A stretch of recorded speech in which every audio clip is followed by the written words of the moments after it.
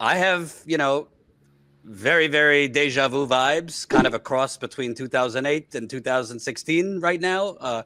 In 2008, it was kind of hope and change, and Obama will part the ocean and all that, and a new kind of politics, but virtually no actual policy underneath any of it. And then in 2016, kind of buzzwords, stronger together, love beats hate, and with Vice President Harris, I mean, she's only been running now for a week and a half. Running isn't even the phrase. She hasn't had to actually run in a democratic process, but the ads are mostly buzzwords. Freedom with Beyonce's song. Prosecutor versus convict. But I haven't actually seen any policy proposals. Even if I did, I by the record, can't really trust it. But it seems that even some progressives I respect are kind of falling in line and saying, same thing, got to hold your nose because we got to beat Trump. I don't see anything she's proposing. I think I see another nothing will fundamentally change, just a more exciting version than Biden. Absolutely. I think that working class people are going to see more of that. And I think you made an important point, which is that she hasn't had to run yet. I mean, this is what I would call the honeymoon period for Kamala Harris, because the Democratic Party elite, the same people who put the kibosh on Bernie Sanders' campaign in 2016, when he had such a popular campaign, and then suddenly you had James Clyburn and others ensuring that he was wiped out, South Carolina and later. And that same elite is now has made sure that Kamala Harris is going to be the de facto candidate. And you saw the incredible statistics for her to raise $200 million in the first few days, and having these headlines that says Kamala broke Zoom, having these Zoom calls with hundreds of thousands of people. All of this is this shock and awe campaign that the Democratic Party elite are doing in order to make sure that she is the nominee heading into the convention. So there's been no semblance even of any kind of semi-even democratic process. So this is really this whole year has been the most undemocratic Democratic primary that we have seen. And that takes some doing, because it's generally undemocratic in the party. But I think it's important to, there's many aspects that we can draw out to show that Kamala Harris is just going to be the continuation of what we've seen from the Democratic Party. It's not only Biden. Biden himself is the representative is the Democratic Party, or has been the Democratic Party representative of the billionaire class. And in that sense, he continued the agenda of the Democratic Party. These are all representatives of Wall Street and of warmongering. And so there's a whole line that you can draw. I mean, all the way from Bill Clinton. It's not something new. You had Bill Clinton go after welfare, after poor people, after Black people, and then so many other aspects of it. And then you had Obama, who continued the same, shut the door on Medicare for all, became the deporter in chief, and ran his campaign promising that there would be no troop surge in Afghanistan. And boom, one of the first things he did when he took office was a troop surge in Afghanistan. And all the betrayals by Obama actually ended up opening the door for the Tea Party movement. Remember, at that time, the Tea Party movement rose to prominence because there was a vacuum left where you have millions of people correctly angry at the Democratic Party, and then there was no real left alternative. We are back in that kind of, in that sense, a really terrible situation where you don't have a left alternative that can provide an avenue away from Harris and from Trump. But just to give some statistics about why this will be a problem is, you just take the war on Gaza, the genocidal war on Gaza, as one example, because obviously it's that and the economy are probably two very prominent areas of where we can see genuine anger amongst working people. Also on immigration, we should probably talk about that as well. But as far as the war is concerned, I mean, this is a warmongering party. Both the Republicans and the Democrats are warmongering parties. So there is no way that they are going to, put heaven and earth in order to promote one solitary candidate and prevent any kind of democratic process if they did not have 100% confidence that Kamala Harris is going to carry on their agenda. You know what I'm saying? They're not going to go out on a limb for somebody who might be iffy on any of their main priorities. So she has been completely 100% vetted to be the ruling class nominee. So it's no surprise there. So when she made some virtue signaling about, well, we need to, I can't remember the exact quote, but we need to, something about expressing sympathy about the deaths in Gaza. And some people were tempted to believe that maybe there will be something different. But now we see what's happening. In fact, it is more dire. I mean, already the Lancet said that there's probably more than 186,000 deaths in Gaza. It is completely horrific. There's no more news showing how tens of thousands of children in Gaza are suffering from rabies and lice and rashes because they don't even have access to soap. This is, I have no words to describe the situation that human beings are facing there. And then now you have the more ominous threat of wider war. And you saw what Harris said in response to the attacks on Lebanon. She said, I stand with Israel. Israel has a right to defend itself. That is code for, I am a reliable warmonger for the Israeli state and for U.S. imperialism. That is the message. So she also didn't say anything. I mean, they call Israel the democracy in the Middle East, but a bunch of right-wing ministers stormed into a torture camp and tried to stop the arrest of IDF soldiers accused of sodomy. She hasn't said anything about that. Absolutely not. Again, she tried to confuse people by not going to the congressional address by Benjamin Netanyahu, but then she meets him the very next day. So, this is all just paper thin, sort of some gestures, but in reality, her agenda is absolutely the warmongering agenda. And that's the agenda of US Congress, unfortunately. That is where we are. How can we be in a world where the billions of working people across the world are against this war? In an unprecedented situation, the US, the majority of working people are against the war. They're against US military funding. And yet you have Netanyahu just astoundingly claiming that no innocent people or very few innocent lives were lost, and then him getting a standing ovation. That's how out of touch US Congress is. But I think, we have to go beyond that. And I wanted to bring in another point where what is one of the log jams here? Why is it that every presidential election year, working people are forced to choose between a Democrat and a Republican, neither of whom represents them? So just to take an example, there's 7 national unions that represent 6 million workers in the US called on Biden to end all military aid to Israel. So this is going beyond ceasefire, right? This is very, very powerful. It's unprecedented and powerful that 7 extremely prominent unions are doing this. This is the flight attendants, the postal workers union, painters union, the National Education Union, SEIU, which represents service employees and home healthcare workers, the UAW, Auto Workers Union, and the Electrical Workers Union. So these are very big unions that have called publicly for the US military funding to Israel, to Israeli state to end. This is very significant. But guess what? Every single one of the leadership of every single one of these unions has also endorsed Kamala Harris. They endorsed Biden before, now they have endorsed Harris.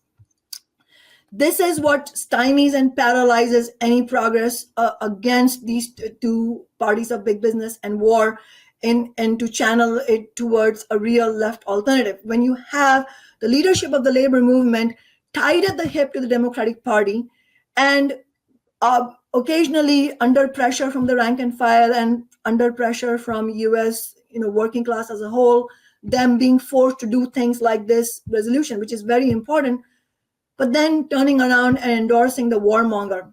This doesn't work. And that is why it's important that we have organizations like Workers Strike Back calling for a vote for Jill Stein, as a way, as a stepping stone towards building a new party. Because without that, without building a new party for working people, and without the labor movement's rank and file developing a militant strategy and cutting itself, from the Democratic Party, we're not going to be able to see progress. So the anti-war movement itself needs to break from the Democratic Party. And it's really important. One significant thing that I want to share before I close is the Arab American Anti-Discrimination Committee did a survey. This represents Arab American, Muslim American people.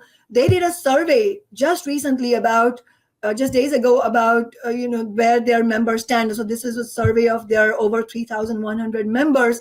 And it's really incredible that in their survey, 45.3% of their members support Jill Stein for this new election, and Kamala Harris gets 27.5. So there are two significant things. Obviously, Biden was polling at 7%, rock bottom. So Kamala Harris has increased. So that shows that there are some illusions. People think that maybe she'll do something different on the war. But yet, despite all of those illusions, look at the significance. Jill Stein getting 45% of their support in the poll. That shows you that there is a hunger among many people, especially Arab American and Muslim people, who understand the degradation and dignity robbing aspect of how they've been treated, where they've been a loyal constituency of the Democratic Party, and here their actual families are being slaughtered in Gaza. And so they are clearly looking for an avenue, and it is an abdication of responsibility for any leader on the left to not get behind the most viable left campaign, which is Jill Stein.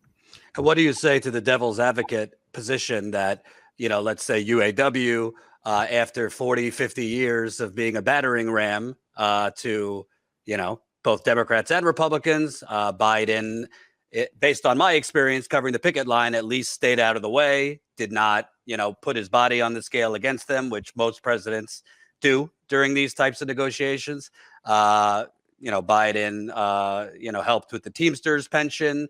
Biden's NLRB has been, even though they don't have actual teeth, has at least been a little bit more pro-worker. What do you say to that? That they should endorse Kamala Harris because she's attached with Biden, who at least did a little more for labor. I think we have to see beyond the virtue signaling by the or empty gestures, however you want to describe it, by the Democratic Party, that is done under immense pressure from workers and the union movement, from the rank and file and the union movement, and what they actually do in practice. So if you look at the Teamster situation, I think that the overall conclusion for the workers at UPS who are Teamster members is that they actually didn't win anywhere close to what they would have won, and they did not actually go on strike. And unfortunately, even though there was a huge opening and willingness and really excitement to go on strike and win something big, that didn't happen because of the gatekeeping by the leadership, and especially Sean O'Brien. And you saw that actually happening in the railroad worker strike as well. And that's a pivotal point to explain where Biden actually stood as far as the working class and the labor movement was concerned. That on the one hand, he felt the pressure to walk the picket line with UAW, and he felt the pressure not to, as you said, in any direct way, put his thumb on the scale as far as their strike was concerned. But it was done, in my view. I mean, I was not a fly on the wall in these private negotiations, but that was done in sort of a negotiating, not a fighting kind of way, by union leaders who are having behind the scenes private meetings with the Democratic Party elite, where they say that, well, if you stay out, then we'll endorse you, kind of thing. Like I said, I don't know that this happened for a fact, but I imagine that this is how it happens. I mean, my experience in politics tells me that this is how it goes. Labor leaders are very close to the Democratic Party, and this is what they do. That is why the sellout on 15 is happening, that the Democrats could even think of going after 15 in Seattle in the first place. It shows the weak position that the labor movement is in, because a big section of the labor leadership ends up using this strategy where they think that they can privately hammer out deals with the Democratic Party. That is not the way to go. And obviously, it's not all black and white in the sense that the UAW did go on a historic strike. They did win historic victories. But I also have my own critique of the fact that they did this stand-up strike where it was staggered and not an all-out strike. I think an all-out strike was critical given the low point from which they were starting, by which I mean that the number of years in which their contracts completely sold out the workers, the starting point and the gains that they had lost were so steep and deep that what they won was huge compared to that, but not compared to the actual cost of living crisis. And I think that setting the bar that high is crucial. But I'll just say one more thing, is that as far as the Biden administration is concerned, the sellout of the railroad workers is very, very crucial to understand. They broke the railroad workers strike. And unfortunately, the squad, especially AOC, ended up playing, sort of cheerleader for that in very deceptive ways, but they did nonetheless actually end up blocking the railroad workers strike. But what's pivotal, what's important here is that half of the railroad workers union members fall under the umbrella of the Teamsters union, Teamsters leadership. I mean, they're different locals, but they fall under the Teamsters leadership. And what did Sean O'Brien do? He actually ended up giving cover to Joe Biden and the Democrats and Republicans to sell the railroad workers down the river by publicly chastising the railroad workers, the rank and file, who were speaking up against the fact that they were being betrayed. So ultimately, this is the role that many of these labor leaders play, unfortunately. And then he turns around and goes to the RNC and praises Trump. So, and none of this is going to be an avenue for any progress for the labor movement. So we need to break from both Democrats and Republicans. And let me ask you, Sean Fain has talked about, obviously, us leftists, we want change now, not in 2028. But he has talked about trying to structure different industries, different unions, where their contracts all line up in 2028 so that we could have kind of this May Day quasi-general strike. Obviously, the UAW, I agree. I don't think they got everything they could have gotten, but it's been the most successful strike that I'm aware of recently. What do you think of that idea of trying to basically collaborate across sectors and unions to go on strike all at once? Yes, just to echo your point, absolutely. The strike, the UAW strike and the victories that they won were absolutely historic and extremely crucial to begin having a different path of, a more militant and fighting path for the labor movement. And it has inspired millions of workers across the nation. And so we shouldn't downplay that. I'm just saying that we should have a frank discussion about what's needed for the labor movement. And I think it is a very positive thing that Sean Fain put forward this idea of aligning up contracts nationally of different unions and different sectors of unions, different trades for May 1st, 2028. I think it's very important that he's pointing towards that kind of cross-union and cross-trade collaboration, because there's a lot of history in the US labor movement where actually the labor movement and workers ended up suffering setbacks and defeats when there wasn't that unity.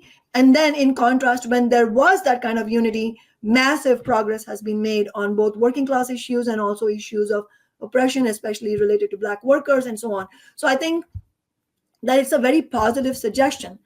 I think, though, that if we're going to make that a real thing, as in, there's a danger that something like that could remain symbolic and won't actually be a threat to the bosses.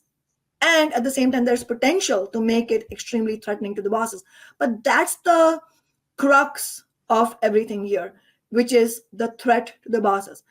And that is what I mean. When I say fighting strategy, what I mean is that you cannot actually win any significant victories unless you meaning your movement, the movement of workers, whether it's the labor movement or it's on the streets, unless your movement provides a credible threat to the bosses, because anything that we win as what we can call progressive reform under capitalism only comes in only one form, which is a concession that we wrest from the bosses on the basis of them feeling afraid of having to give up something worse or something bigger. And obviously the strike action comes into play there. And that's why the UAW even won these historic gains, because they did go on strike. I mean, obviously we have to have a discussion on what kind of strike is needed, but the fact that they went on a massive historic strike is why they won those gains. So my point is that we have to bring that kind of threat into play if we want to make this a real thing, lining up contracts. And that means, sorry, just to finish, that means that I mean, just to make the point, the bosses are not going to care which date you do the contract if it's just that. So we have to line up two things. One is demands. This should, if this is going to be a unified thing across trade unions and across regions and whatever, we need to have a concrete set of demands that we can agree on, and we are all going to fight together. All unions are going to fight together on wages, on benefits, on workplace rights. Obviously, there will be specific demands for each union, but it is possible, and it will be important to have a program of demands that unifies all of it. And then even that will not be enough. There has to be a strategy to win it. So in other words, this call for 2028 lining up of contracts has to go hand in hand with a call for a unified national day of strike, shutting down the whole profit machine for one day. That's the starting point. We'll need much more than that. But right now, that needs to be the part of the call. And at this moment, in 2024, when we're in the middle of the presidential election, I don't think it's good enough to be talking about something in 2028.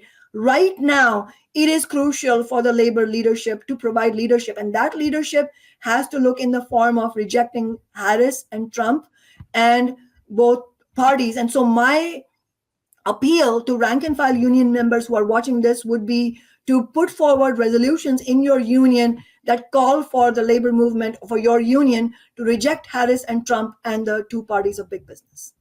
And my last question, because you've obviously now been in electoral politics, outside electoral politics, something that's frustrated me, I've been covering protests for 10 years. I respect, activists. It's not for me to tell them what to do. But at a certain point, you just kind of marching around the same blocks, chanting the same shit, and not a lot's changing. It's good for awareness, but I feel that the powers that be, the donors, the corporations, they'll let you protest. They'll deploy their police if you get a little too rowdy. But I don't see organizers, let's use the ceasefire protests. I don't see kind of any flexibility or evolution to really organizing economically. And what I mean by that is, if even 1/10 of the millions of people that protested in 2020 for George Floyd took an economic action, striking against Amazon, big box retailers, switching from corporate banking, I think that could be really powerful, because that's really what the capitalist class cares about. If their quarterly stocks go down, if their dividends go down, stock ability to do stock buybacks.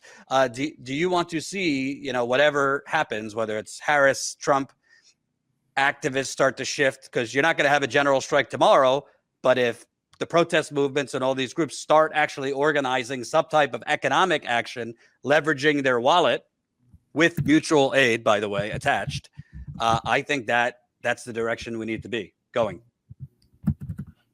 It's very crucial. I agree with you. It's very crucial to bring in economic demands in the context of social movements. It's very crucial. One aspect of why it's crucial is that it has the potential, economic demands have the potential to unite a very wide section of the working class across other divisions. You know what I mean? Like it has the potential to go beyond what race are you and what gender and sexual orientation are you. If we are all struggling to pay rent and we are all reeling from not having healthcare, then it's a huge thing that unites us. We can all fight. We all agree on the need for Medicare for all. We all agree on the need for at least a $25 an hour minimum wage nationally. as Worker Strike Back is calling for. So we need to, and we all agree on having decent working conditions. So economic demands do have that potential of having the widest possible unity on a principled basis, not ceding ground on the important questions of oppression. So in that sense, you're totally right that that's needed. And in fact, one of the weaknesses of the Black Lives Matter movement, just taking that as an example, was that a lot of the leadership of the Black Lives Matter movement, and at this point, I think it is accurate to call them misleadership, they actually were deeply hostile to economic demands. I mean, I'll just give you a concrete example. We won the Amazon tax, which in Seattle, which is an absolutely historic victory, in the midst of the George Floyd rebellion. And when we were fighting for that, I mean, we had launched it before COVID and George Floyd happened, and we were continuing that. And at that time, we were basically told by a whole set of gatekeepers, including, unfortunately, some leaders in DSA, that we should respect Black people, so to say, by which they meant respect the gatekeeping Black leaders and shut down the movement. And what they said was, well, tax Amazon is not a Black issue.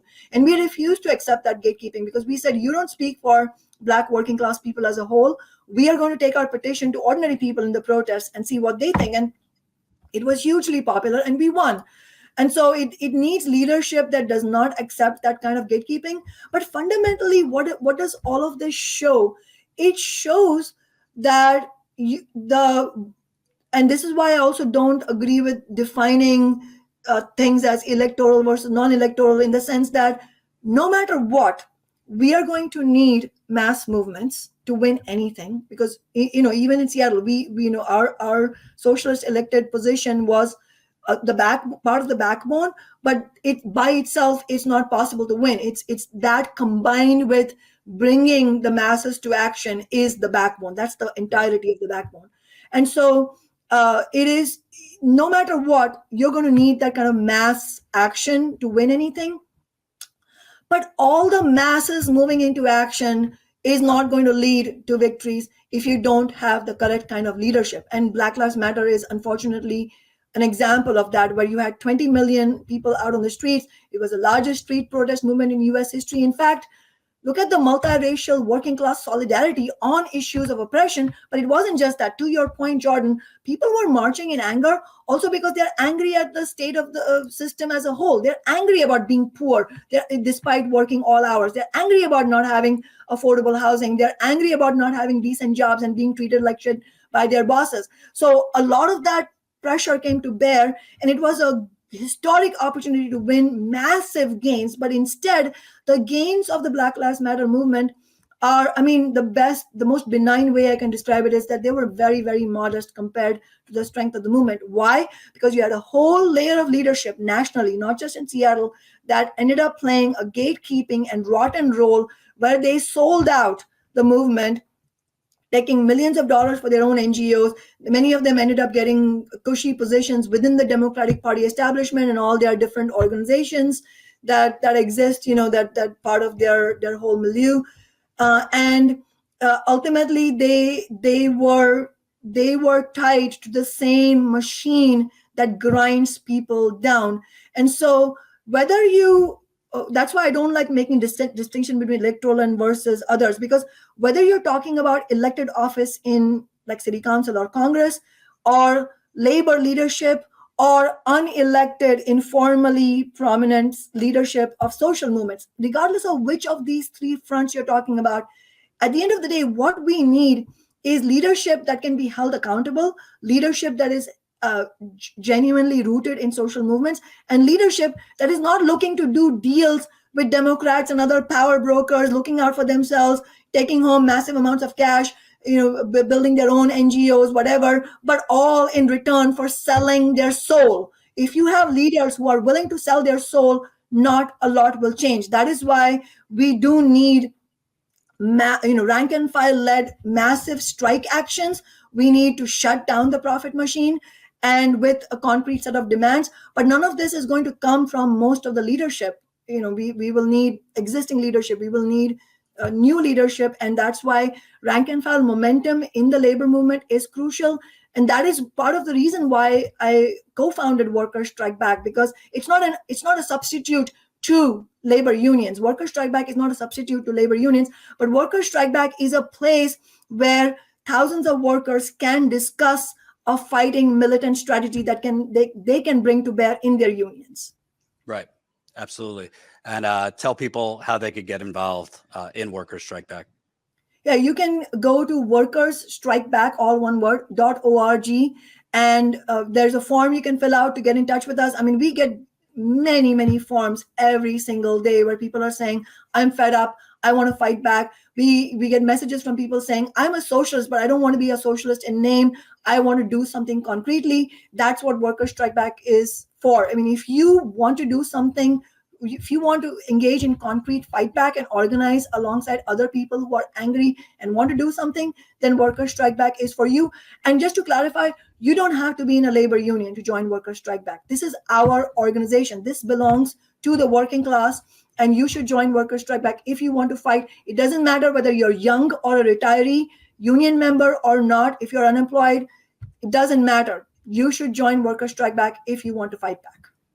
Absolutely. Thank you for taking so much time. Always appreciate it. And we'll be in touch. Thank you so much, Jordan. Really appreciate it. Absolutely.